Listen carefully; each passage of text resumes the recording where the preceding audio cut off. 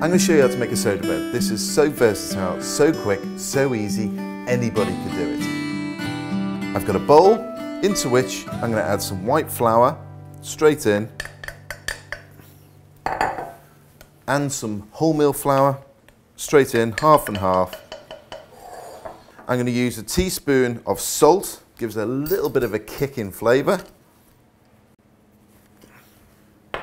A teaspoon of bicarb, straight in, and obviously buttermilk. If you haven't got buttermilk, you can use milk if you want to.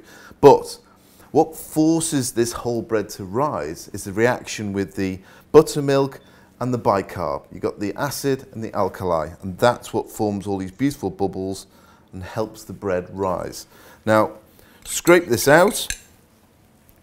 Then, rather than getting your hands really dirty, use a wooden spoon initially. So give it a little mix round. The idea of the new book and the tour actually was based on the last tour I did, which was travelling around the country. For me, I've worked all over Great Britain, and some of the regions in this country have some fantastic bakes.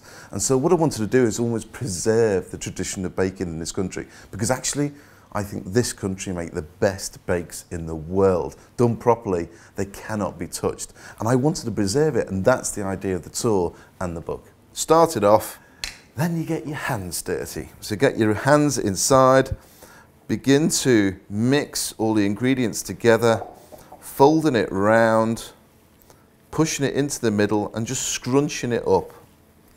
And eventually, this will come together into a ball of dough, and it's coming together now. You can see how much I've got there, and there's a little bit of residue of flour inside.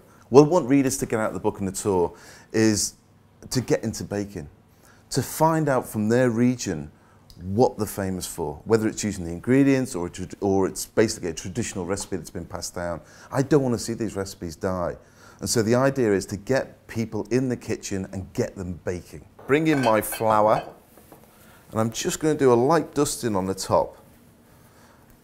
And this is where you basically fold all the ingredients together. You sort of mixed it in the bowl a little bit. So a little bit of a manipulation, push it down, fold it up, shape it into a ball by pushing your hands underneath. It's quite rustic, a soda bread, doesn't have to be perfect.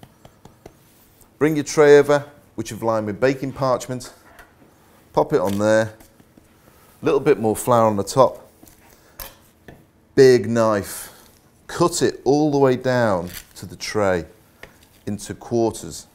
I think for me, Britain holds quite a firm tradition of baking. So what I want to do is try and rejuvenate these recipes. And I want to make the people who go on the tour, who watch the programs, who read the books, to actually hold it and make it a family favourite and make it regularly. The whole beauty of baking, it's a family affair, and I want people all over the country to celebrate their traditional bakes.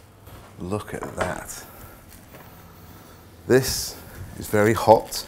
Just releasing it from the paper, pop it onto a cooling wire, and there you have it.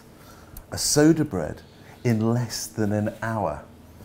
Crispy, beautiful, smells amazing, and that will satisfy anybody.